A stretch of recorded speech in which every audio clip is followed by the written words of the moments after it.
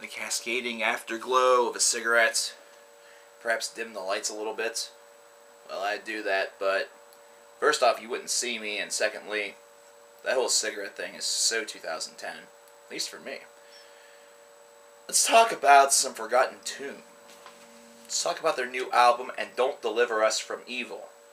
It's the first thing that came to my mind whenever it came to FYE's new Mix and Burn program. I'm going to be getting a legit copy here, hopefully within the next week or so, but I wanted to hear this, and it was becoming increasingly troublesome for me to acquire it. So, Forgotten Tomb, of course, is a band that I have fondly followed ever since Negative Megalomania came out in the middle part of the 2000s.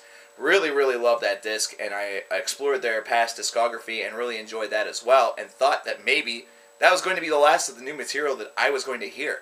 But then, of course, last year's Under Saturn Retrograde came out, and I was, of course, reinvigorated by this band. The opening track alone, Reject Existence, was really able to reconvert me into a die-hard Forgotten Tombite, if you really want to go that far. And but whenever I listened to this album for the first time, the very first thing that I thought of was it kind of is marred by a couple of things. It's marred by a little bit of inconsistency, and there definitely feels to be a little bit too much in the way of trademarking going on. And by that I mean that they have really gone back in multiple times in this album's 7 tracks to the little trademark things that Forgotten Tomb is able to do musically that really kind of identifies them as, well, Forgotten Tomb as opposed to another band of this variety. Whenever you do that, sometimes it becomes a little bit too noticeable. On this album, it certainly seems to do so, but there is a little bit of a method behind it. It's a key and principal component to the construction process for this band. It's something that kind of keeps the flow of their songs going, and once again, it is an identifiable trait.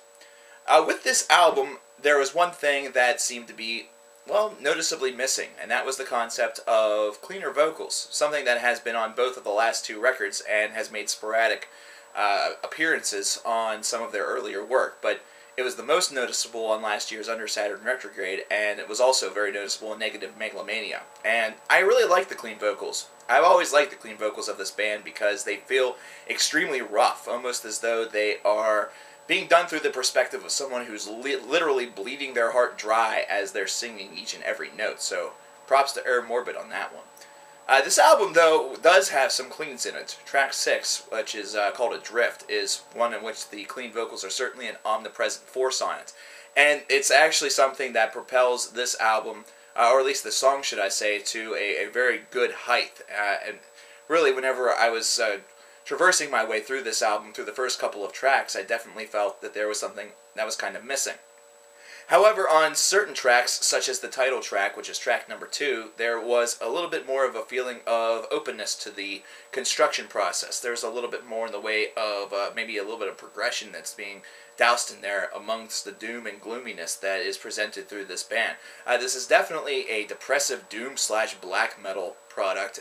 It's definitely one that doesn't seem to have the same punch or the same allure as their early work, where it was definitely on the realms of suicidal doom, to the point where a listener may actually want to kill themselves because they just are leaving the experience so negatively, based around the presence of the band and the sorrow that's draped within the music. That's present here in a little bit, a little drove here or two, but it really isn't something that centralizes itself until you really stop and listen to the lyrics. Whenever you listen to this CD as a whole, whenever you listen to this album as a whole, there's going to be many different emotions that flow through your system, especially if you're a die-hard Forgotten Tomb fan such as myself. There is a little bit of a feeling of disappointment here. I definitely hope that the follow-up to Under Saturn Retrograde would definitely hit me with the same amount of punch as Under Saturn Retrograde did.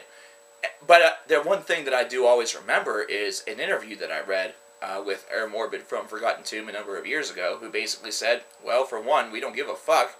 We're going to do whatever it is that we want to do. And secondly, critics and people like that, they're just whiners.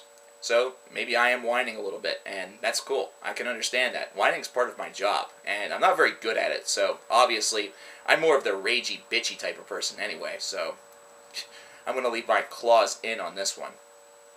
That sounded a little too feminine.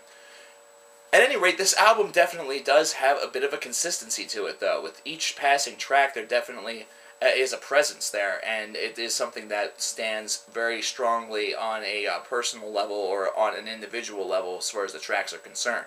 Yeah, each one definitely feels like it has its personalized strengths and weaknesses, while some of them lean more toward one side or the other. As a whole, this is an album that has a lot of girth behind it, and it has a lot of potential. It's definitely going to be a grower, but whenever you consider the closing track to this album, well, you can definitely understand about perhaps leaving with your best foot forward, because it's definitely one of the strongest efforts that this album is able to possess.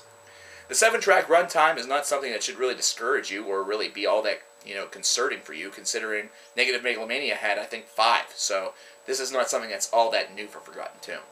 Overall, this album's not bad. I do enjoy the experience, but at the same time, it's just one that left me with a little bit of a sour taste, so, I mean, what can you say?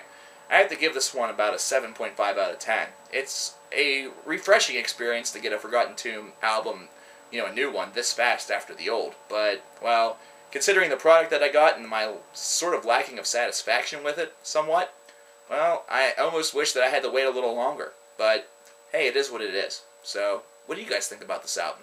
Does it kind of reclaim the grit that was sort of missing from the last release? Or is this one that, well, kind of continued in that direction? I want to know. Hit me up in the comments.